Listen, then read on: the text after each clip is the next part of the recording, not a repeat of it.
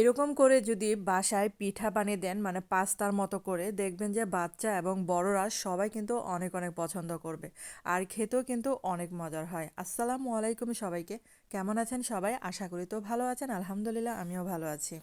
এখানে আমি কিন্তু ভিতরে পুরটা তৈরি করছি, তার জন্য কিন্তু এখানে নারকেল কোরানো দিলাম আর দিলাম খেজুরের গুড় আর সামান্য পানি দিয়ে এখন এই যে পুরটা তৈরি করে ফেললাম। আর এই পিঠাটা বানাতেও যেমন সহজ, খেতেও কিন্তু অনেক মজার হয়। আর এখানে কিন্তু ডোটা তৈরি করছি, তার জন্য এখানে পানি দিলাম আর সুজি দিয়ে এরকম একটা ডো তৈরি করে নিলাম। আর অবশ্যই কিন্তু এটা স্কিপ করে ফেলেছি ভিডিওটা। তারপরে যে সুজি দিয়েছিলাম আর কি 1 কাপের মতো। তারপর এখন এই যে ময়দা দিয়ে ভালো করে ডোটা মথে নেব আর ঘি দিলাম এখানে 1 চা চামচের মতো। আর আপনারা চাইলে কিন্তু এখানে সুজির পরিবর্তে মানে চালের গুঁড়া দিয়েও করতে পারেন। তো আমি কিন্তু সুজি দিয়ে ডোটা তৈরি করেছিলাম, এখন এই যে ঘিটা দিয়ে ময়দাটা দিয়ে ভালো করে মথে নিচ্ছি। আর ডোটা কিন্তু রেডি হয়ে গেছে। আর এখন এই যে পিঁড়িতে আমি ঘিটা মাখিয়ে নিচ্ছি ভালো করে। আর আপনারা চাইলে এখানে মানে তেলও মাখিয়ে নিতে পারেন। তারপরে যে এখানে একটা রুটি বানিয়ে নিচ্ছি।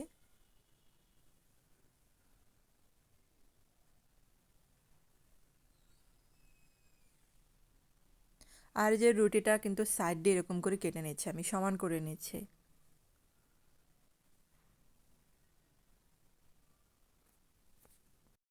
পরে সব সাইডে এরকম করে সমান করে কেটে নিতে হবে।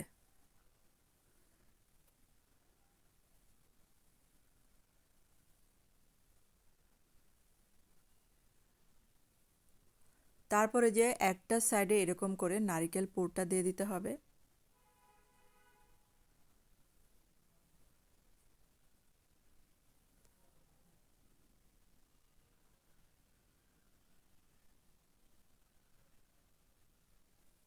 আর এভাবে 2 সাইড করে মানে চেপে চেপে দিতে হবে যাতে আবার খুলে না যায়।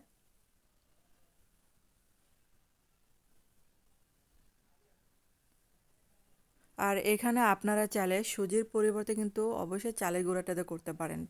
আর এখন আমি পাস্তার মতো করে সাইজ করে কেটে নিচ্ছি ডিজাইন করে। আর এরকম করে কেটে নিলে কারণ বাচ্চারাও অনেক আকর্ষণ হয় পিঠা খাওয়ার জন্য।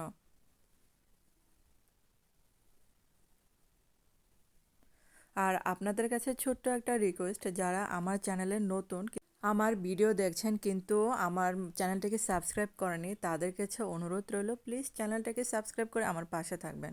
আর আমার রান্নার ভিডিও যদি আপনাদের ভালো লেগে থাকে তাহলে যে সাথে যে একটা বেল বাটন আছে সেটা অন করে রেখে দেবেন, তাহলে যখন আমি ভিডিও আপলোড দেব তখনই আপনাদের কাছে নোটিফিকেশন চলে যাবে।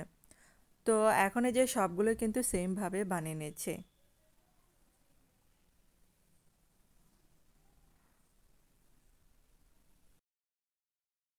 আর এই যে সবগুলো পিঠা কিন্তু বানিয়ে ফেললাম।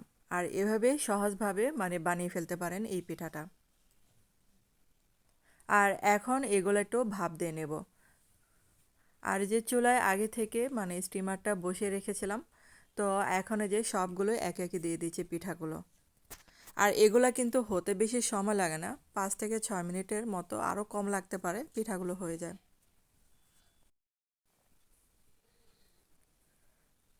আর আমি কিন্তু একেবারে সবগুলোই ভাপ দিয়ে নিচ্ছি। এখন এই যে ঢাকনা দিয়ে ঢেকে দিলাম কয়েক মিনিটের মানে 5 থেকে 6 মিনিটের মতো।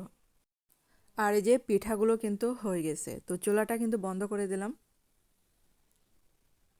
আর আমার কিন্তু পাস্তা ডিজাইনের পিঠাগুলো রেডি। তো আপনাদের কাছে কেমন লাগলো অবশ্যই কিন্তু কমেন্ট করে জানাবেন। আর এটা খেতে কিন্তু অনেক অনেক মজার হয়েছিল। তো আপনারা কিন্তু অবশ্যই বাসায় ট্রাই করে দেখতে পারেন এই নতুন একটা পিঠা রেসিপি। আমাদের বাসায় তো সবাই অনেক পছন্দ করেছে, তো আপনারা কিন্তু ট্রাই করে দেখতে পারেন এই মজার পিঠাটা। ধন্যবাদ সবাইকে ভিডিওটা দেখার জন্য।